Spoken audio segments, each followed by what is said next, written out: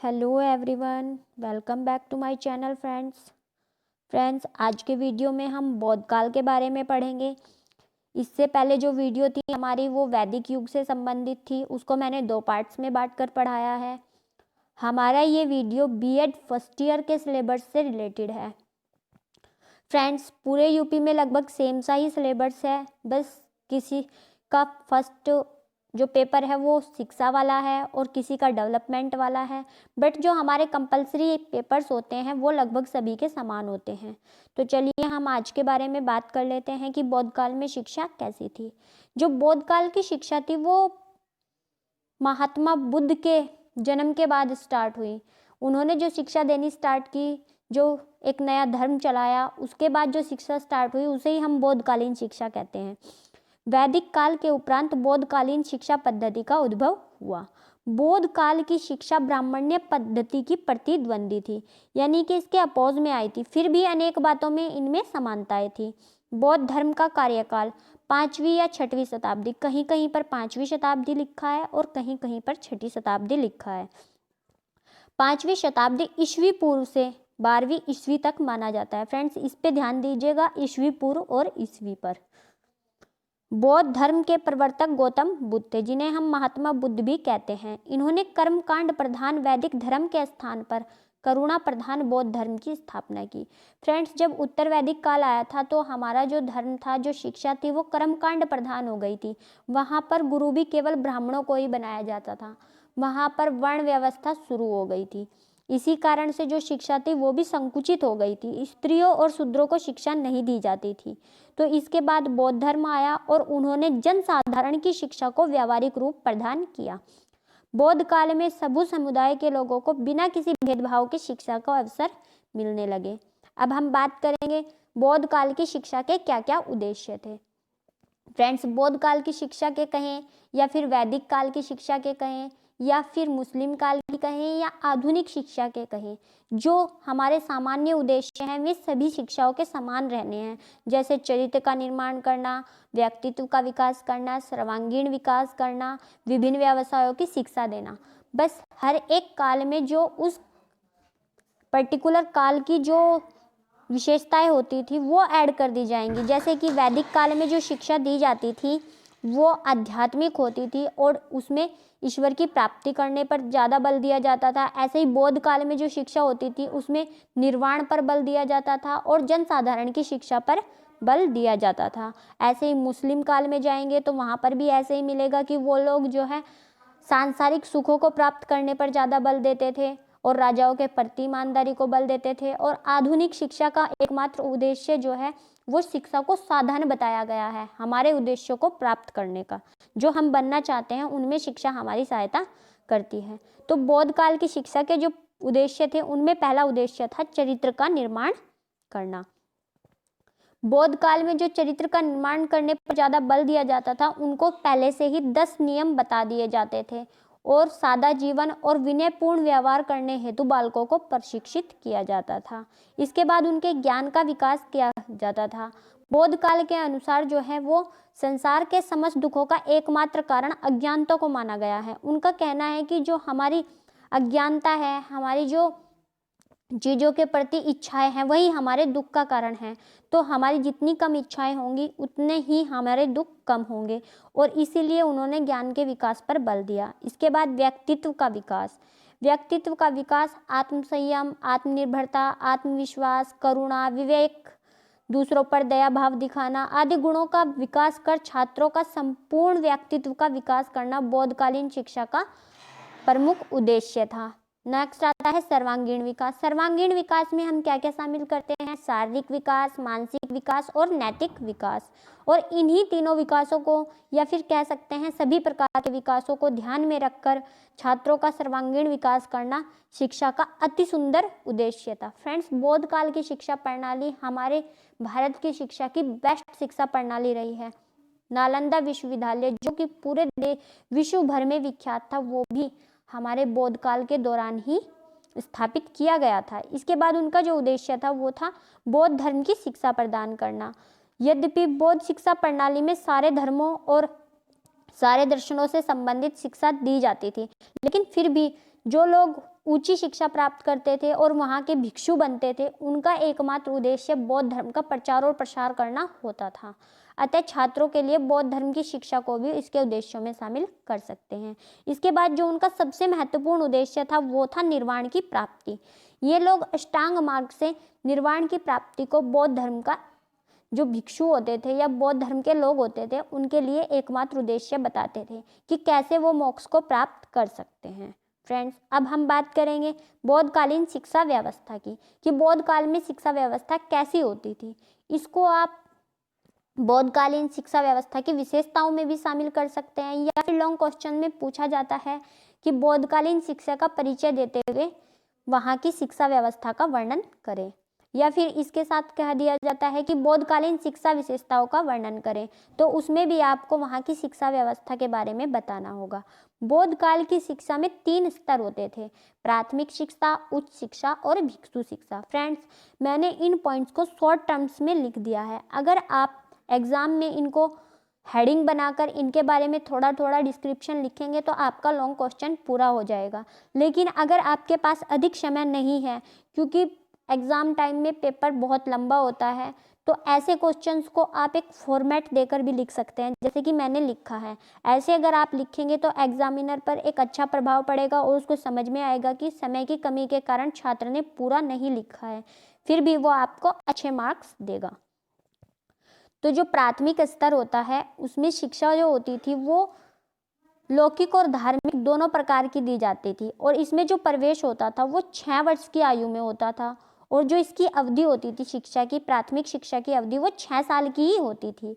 इसमें जो पाठ्यक्रम होता था एक सिद्धू रस्तु नाम की बाल पोथी होती थी, उसमें 49 अक्षर होते थे, और उन्हीं 49 अक्षरों से विभिन्न प्रकार की सूक्तियाँ बनवाई जाती थी बच्चों से, और उनसे लेखन कार्य भी कराया जाता था।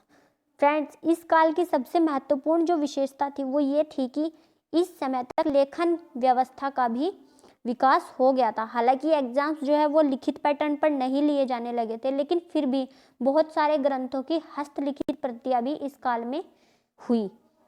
जो शिक्षण विधि होती थी वो पूर्ण रूप से मौखिक होती थी। गुरु जो है लेक्चर मेथड का यूज करते थे और छात्र राइटिंग का काम भी करते थे।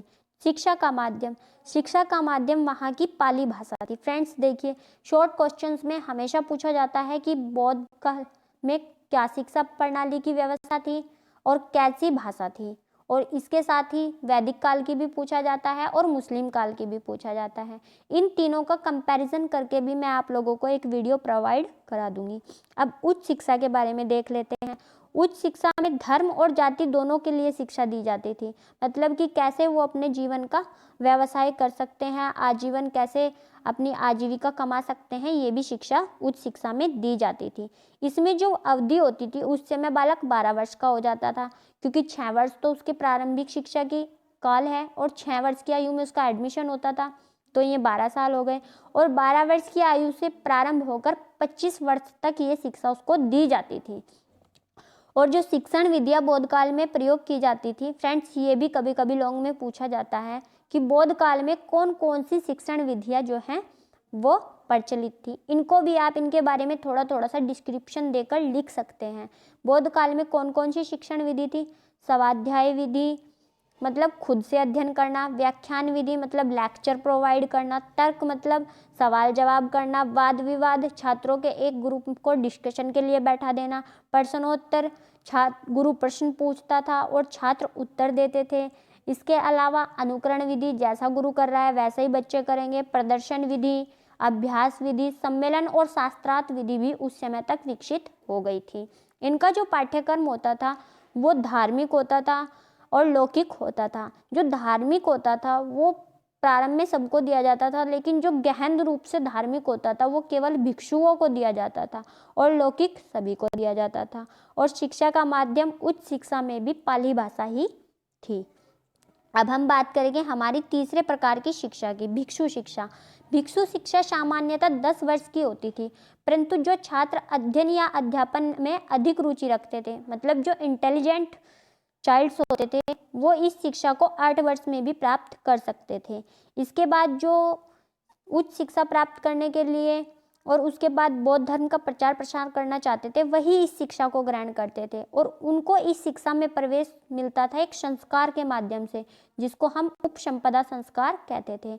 इसके बाद ही जो विद्यार्थी होता था वो भिक्षु कहलाता था। फ्रेंड्स, एक चीज और मोस्ट इम्पोर्टेंट है कि बौद्ध काल में शिक्षार्थी को क्या कहा जाता था। तो बौद्ध काल में शिक्षार्थी को शर्मण या फिर समनेर हम कह सकते हैं, ये कहा जाता था। और ये शॉर्ट क्वेश्चन में पता नहीं मल्टीपल टाइम्स पूछा गया है, बहुत बार पूछा जाता है कि गुरु को क्या कहा जाता था और शिष्य को क्या कहा जाता था। तो शिष्य को शर्मण या फिर समनेर कहा जाता था। इसके बाद हम देखेंगे बौद्ध काल का पाठ्यक्रम कि शिक्षा का पाठ्यक्रम कैसा था।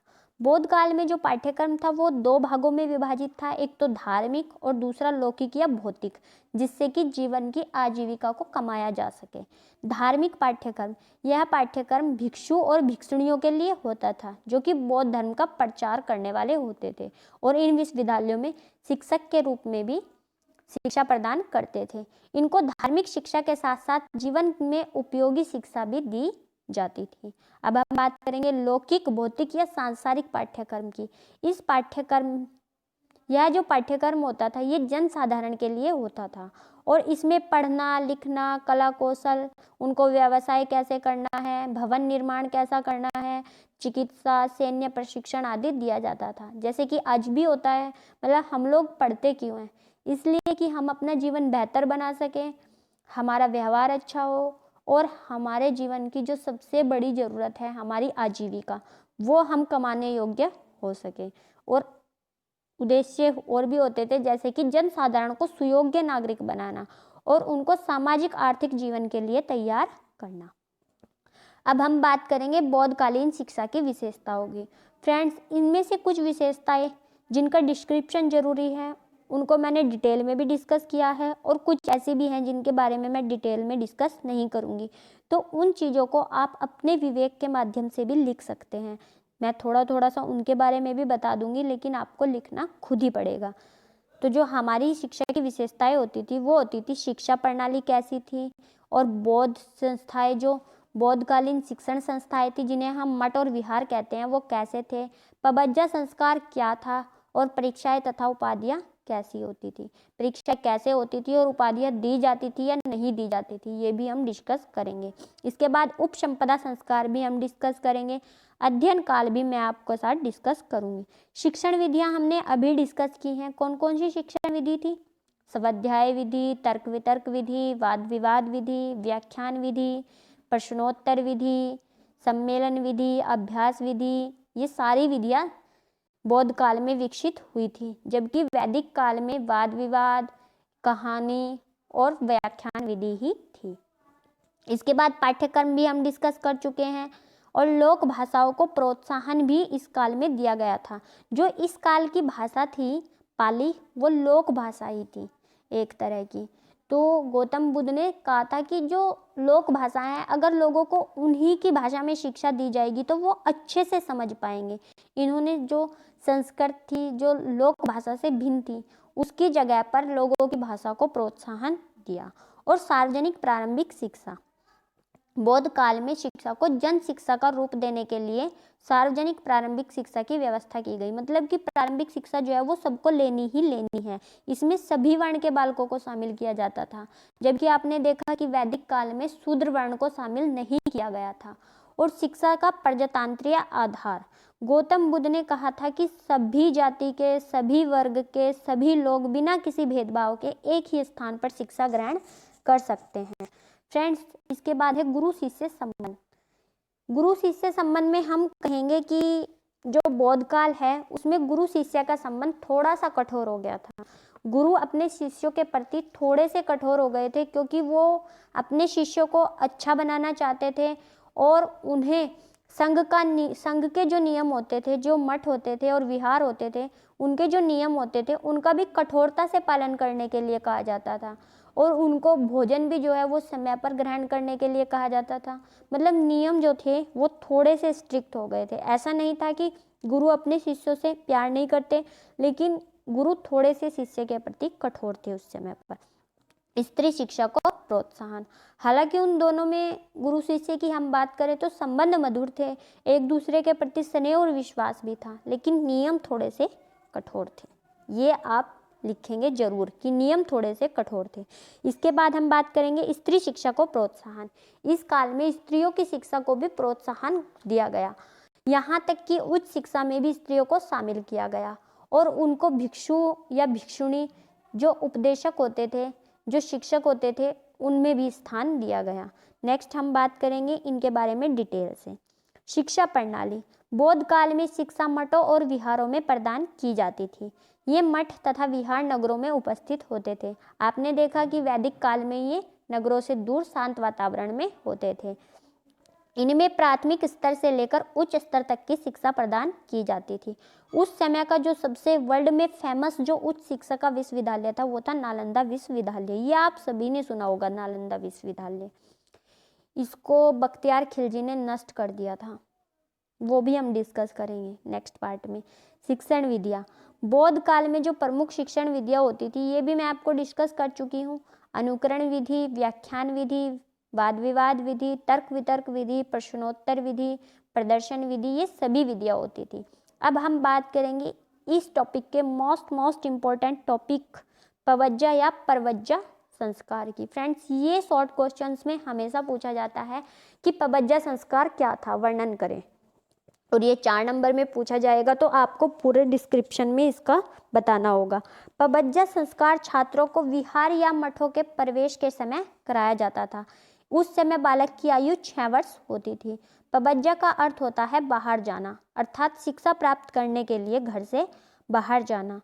बौद्ध धर्म के त्रिपिटक ग्रंथ। फ्रेंड्स, आपको ये त्रिपिटक ग्रंथ का नाम भी पता होना चाहिए। सुत्त पिटक, विनय पिटक और धम्म पिटक, इन 3 पिटक ग्रंथ बौद्ध धर्म के थे और विनय पिटक में पवज्जा संस्कार का वर्णन किया गया है। इसमें क्या होता था, सबसे पहले बच्चे का सिर मुंडवाया जाता था, मतलब उसके बाल कटवा दिए जाते थे, और फिर उसको पीले वस्त्र धारण कराए जाते थे। फिर उसे जो मठ का सबसे बड़ा भिक्षुक, जिसे हम कह सकते हैं आज की भाषा में प्रिंसिपल, उसके सामने ले जाया जाता था। बच्चा प्रिंसिपल के चरणों में माथा टेकता था और फिर पलौठी मारकर जमीन पर बैठ जाता था। उसके बाद छात्र को, जो प्रिंसिपल होता था, जो उच्च भिक्षु होता था, वो 3 वाक्य ऊंचे स्वर में बोलने के लिए कहता था। वे वाक्य कौन कौन से थे? बुद्धम शरणम गच्छामि, धम्म शरणम गच्छामि और संघ शरणम गच्छामि। इन तीनों वाक्यों को संयुक्त रूप से त्रयी कहा जाता था। फ्रेंड्स, पेपर में ये भी शॉर्ट क्वेश्चंस में हमेशा पूछा जाता है कि शरण त्रयी किन्हें कहा जाता है, तो आप ये तीनों वाक्य लिख देंगे तो पूरे मार्क्स गेन कर पाएंगे। तो क्या ये जो 3 वाक्य हैं इन्हें संयुक्त रूप से शरण त्रयी कहा जाता था। इसके बाद गुरु शिष्य को आचरण संबंधी 10 आदेशों का उपदेश देता था, जिनका पालन करना होता था, बल्कि कठोरता से पालन करना होता था। और ये वाक्य क्या क्या थे कि वह जीव हिंसा त्याग कर अहिंसा का पालन करेगा, मतलब उसको हिंसा नहीं करनी है, किसी की हत्या नहीं करनी है, उसको अहिंसा का पालन करना है। सत्य बोलना, हमेशा सच बोलना है। चोरी न करना, किसी वस्तु की चोरी नहीं करनी है। निरर्थक वस्तुओं को संग्रह न करना, जो वस्तुएं उसके काम की नहीं है उनको संग्रह नहीं करेगा बालक। इसके बाद बालक जब तक शिक्षा प्राप्त करेगा उसे ब्रह्मचर्य का पालन करना होगा। इवन जो भिक्षु भिक्षुणियां बनते थे उनको अपने पूरे जीवन में ब्रह्मचर्य व्रत का पालन करना होता था, अर्थात वे कभी भी शादी नहीं कर सकते थे। इसके बाद है विलासिता का त्याग, नृत्य और संगीत से दूर रहना, सुगंधित और श्रृंगार की वस्तुओं का त्याग करना और असमय भोजन न करना, मतलब कभी का भोजन कभी कर लिया, ऐसा भी छात्र नहीं कर सकते थे। और किसी भी प्रकार का कीमती सामान जैसे सोना, चांदी, मनके, कुछ भी इस तरह का दान में नहीं ले सकते थे। इस संस्कार के बाद शिष्य को श्रमण या समनेर कहा जाता था। ये भी इम्पोर्टेंट है कि बौद्ध काल में शिष्य को क्या कहा जाता था, श्रमण या समनेर। अच्छा, हम शिक्षक की बात कर लेते हैं कि बौद्ध काल में शिक्षक को क्या कहा जाता था। तो बौद्ध काल में भिक्षु ही शिक्षक होते थे और उन्हें हम उपाध्याय कहते थे। उपाध्याय बनने के लिए भी कुछ अनिवार्यताएं होती थी, जैसे कि उसको बौद्ध धर्म का अनुयायी होना होता था, मतलब ऐसे व्यक्तियों को शिक्षक बनाया जाता था जो कि बौद्ध धर्म के अनुयायी हो। और उच्च शिक्षा के बाद उन्होंने 10 वर्ष की शिक्षा ग्रहण की हो। वो जो ज़्यादा टैलेंटेड होते थे उनके लिए 8 वर्ष में भी पूरी हो जाती थी। इसके बाद आजीवन अविवाहित रहना यानी कि ब्रह्मचार्य व्रत का पालन करना और बौद्ध संघ के नियमों का कठोरता से पालन करना, क्योंकि जब गुरु उन नियमों का पालन करेंगे तो शिष्य ऑटोमेटिकली ही उनका अच्छे से पालन करेंगे। इसके बाद हम बात करेंगे उपसंपदा संस्कार की। ये भी शॉर्ट क्वेश्चन में हमेशा पूछा जाता है कि उपसंपदा संस्कार का वर्णन करें। उपसंपदा संस्कार बौद्ध काल में उच्च शिक्षा की प्राप्ति के बाद कुछ छात्र तो अपने गृहस्थ जीवन में प्रवेश कर जाते थे, परंतु कुछ छात्र जो अपने अध्यापन को जारी रखना चाहते थे वे भिक्षु शिक्षा में प्रवेश लेते थे। भिक्षु शिक्षा में प्रवेश के लिए उनकी फिर से परीक्षा होती थी और जो वो परीक्षा होती थी वो 10 भिक्षुकों की उपस्थिति में होती थी, जैसे कि आजकल IAS का इंटरव्यू। ऐसे ही एक इंटरव्यू स्टूडेंट का लिया जाता था और उस इंटरव्यू में जब वो पास हो जाता था तो वो फिर भिक्षु का वेश धारण कर लेता था और उसको संघ का सदस्य उसके बाद घोषित कर दिया जाता था। अगर वो आजीवन अविवाहित रहने की यानी कि ब्रह्मचार्य का पालन करने की कसम भी ले लेता था तो फिर उसको हम पूर्ण रूप से सदस्य बनने के लिए कह देते थे। उपसंपदा संस्कार के बाद पुरुषों को भिक्षु और स्त्रियों को भिक्षुणी कहा जाता था। फ्रेंड्स देखिए, उच्च शिक्षा स्त्रियां भी ले सकती थी और इसका उदाहरण थी अशोक की, जो सम्राट अशोक था उसकी बेटी प्रियदर्शनी, जो कि बौद्ध धर्म का प्रचार करने के लिए विदेशों में भी गई थी। अब अध्ययन काल की बात कर लेते हैं और ये हमारा लास्ट टॉपिक है आज की वीडियो का। जो अध्ययन काल होता था सामान्य रूप से बौद्ध काल में जो सामान्य लोगों के लिए होता था वो 20 साल का होता था, जिसमें से पबज्जा संस्कार में 8 वर्ष और उच्च शिक्षा में 12 वर्ष का समय होता था। फ्रेंड्स, पहले तो वो 8 वर्ष तक शिक्षा ग्रहण करता था और उसके बाद 12 वर्ष तक करता था। उनमें से 2 वर्ष की शिक्षा उसकी जो घरेलू शिक्षा होती थी वो भी शामिल होती थी। हालांकि 6 वर्ष की आयु में उसका प्रवेश होता था और 6 वर्ष तक ही वो शिक्षा ग्रहण करता था। उच्च शिक्षा में 12 वर्ष का ही समय था। इसमें यहाँ पर कहीं कहीं पर 6 वर्ष भी दिया है, तो जो भी आपकी बुक के अकॉर्डिंग हो वो सही है। 8 वर्ष और 6 वर्ष दोनों ही सही है। फ्रेंड्स, इसके बाद नेक्स्ट वीडियो में हम बात करेंगे इसके मूल्यांकन की और आधुनिक शिक्षा पर इसका प्रभाव। उससे पहले हम नालंदा विश्वविद्यालय, तक्षशिला विश्वविद्यालय, विक्रमशिला विश्वविद्यालय और एक और विश्वविद्यालय वल्लभी विश्वविद्यालय, इनके बारे में डिटेल से बात करेंगे, क्योंकि इन पर भी शॉर्ट क्वेश्चंस में टिप्पणी लिखने के लिए आ जाती है। क्वेश्चन दिया होता है कि टिप्पणी लिखिए, तो इनका नाम दिया होता है, फिर हम टिप्पणी तभी लिख पाएंगे जब हमें पता होगा। फ्रेंड्स, इस वीडियो को देखने के लिए आप सभी का धन्यवाद, और अगर वीडियो आपको पसंद आती है तो लाइक, शेयर और सब्सक्राइब जरूर कीजिएगा। Thanks for watching.